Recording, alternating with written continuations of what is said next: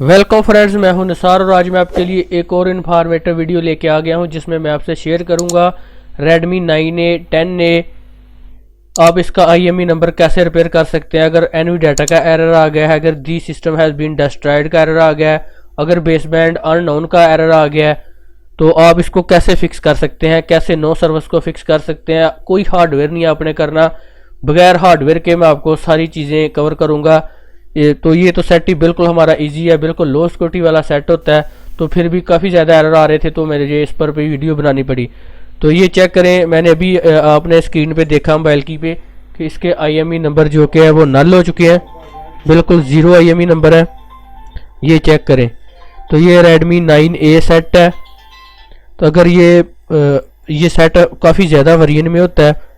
ये चेक करें 9C ये भी V2 वाला वेरिएंट है, एक 10A, तो 9A 10T, ये 4-5 वेरिएंट है हमारे।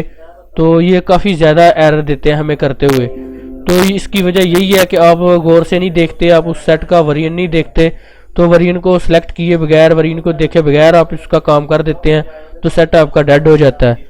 तो ये चेक करें 9A सेट है, 2023-2.1 लेटेस्ट सिक्योरिटी पे है। तो इसका बेसबैंड अभी चेक करते हैं, अभी नल है या ओके। अभी बेसबैंड इसका ओके है।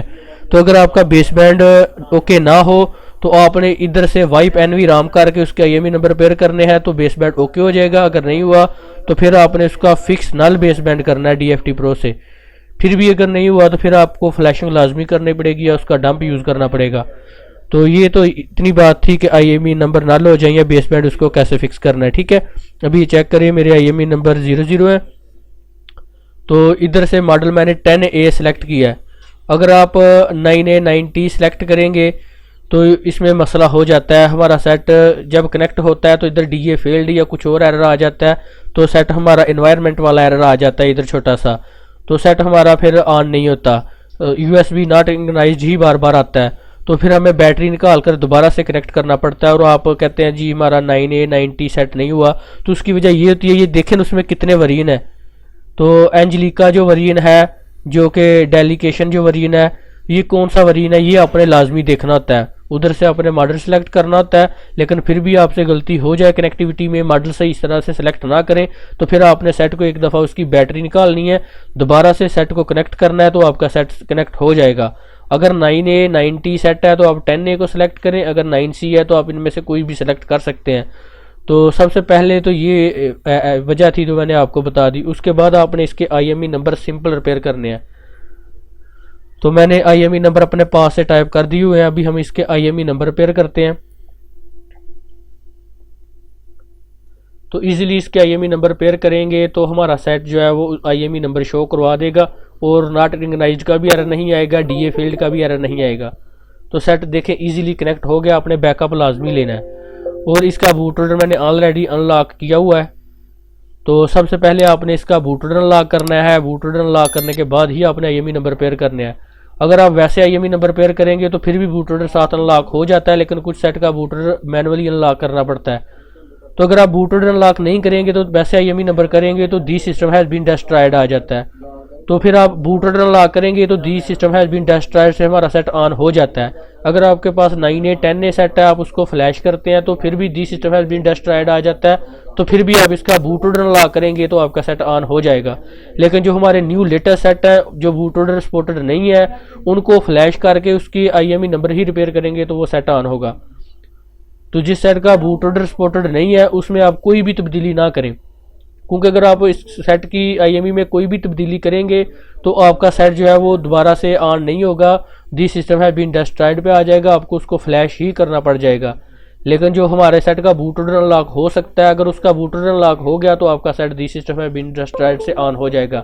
तो NV डाटा भी इधर से फिक्स हो जाता है, इजीली आपने करना है। अगर नहीं हो रहा तो आपने उसकी NV डाटा वाली फाइल को रीड करना है और फिक्स NV डाटा पे सिलेक्ट करके तो आपने इसको कर लेना है। तो अभी मैं आपको चेक करवाता हूँ इसका IME।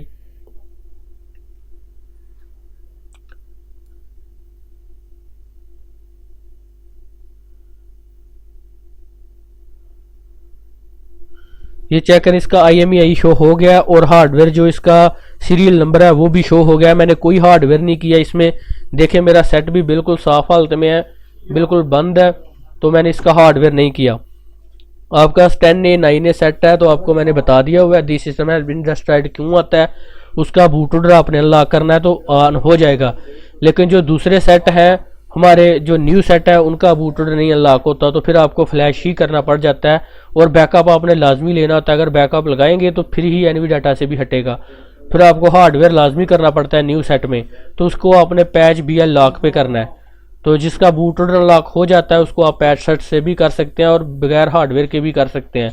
तो पैच BL है उसकी भी काफ़ी ज़्यादा मॉडल्स की अपडेट आ गई है, आप उसको हार्डवेयर और हार्डवेयर के बगैर दोनों मेथड से कर सकते हैं।